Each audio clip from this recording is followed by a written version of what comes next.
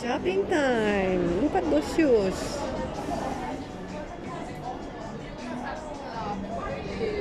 Maximum comfort. Okay, may music. Maano tayo dito?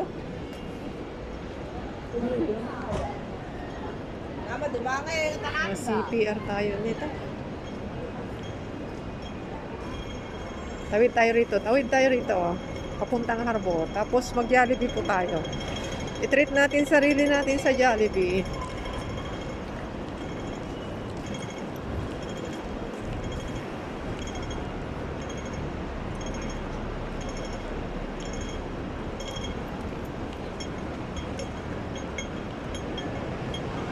Yung taong kasama ko, napakatagal niya. Daan tayo dito sa hindi crowded. Idaan ko dito sa hindi crowded. Pero opposite nito, yung Harbor.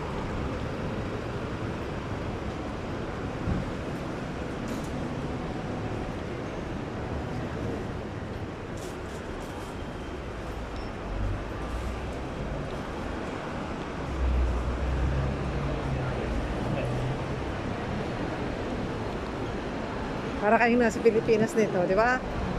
Nagdaan ako sa hindi crowded na daan.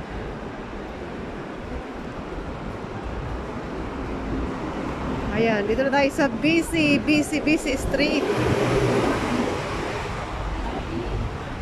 Tayo sa busy street. Nandito pa rin po tayo sa sentral ng Hong Kong.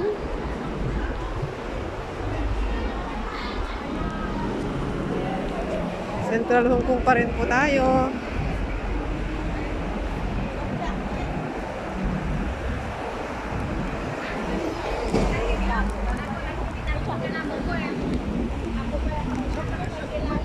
Kaya ito, China, panyaw. Ay, isap man, $20 daw. $20. Ay, isang daan na rin sa peso. Saka na lang tayo mamili. Nawala na yung barya ko eh. Binayad ko doon sa kabila. Bumili ako ng aking aking hairstyle.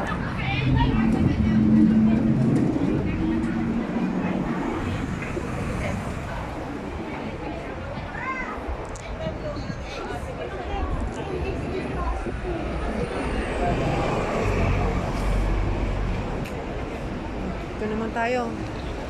Cake naman tayo. Cake.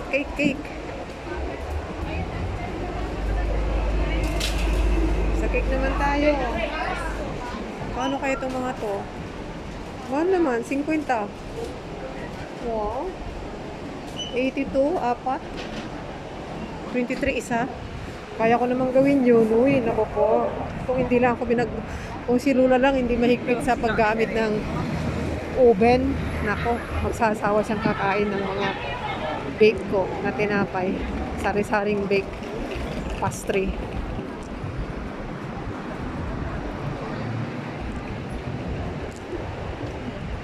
Dito po yung mga bus stop, ayun po doon.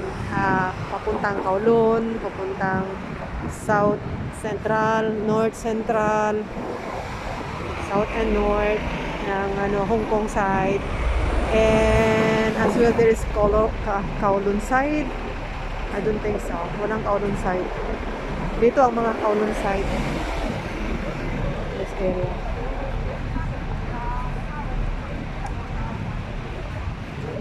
Malinis po ang kalsada. Walang nagbabalot ng bagahe. Hindi katulad ng dati. Daming nagbabalot ng bagahe pagka mga ganitong holiday. Nagtipid ang mga Pilipina.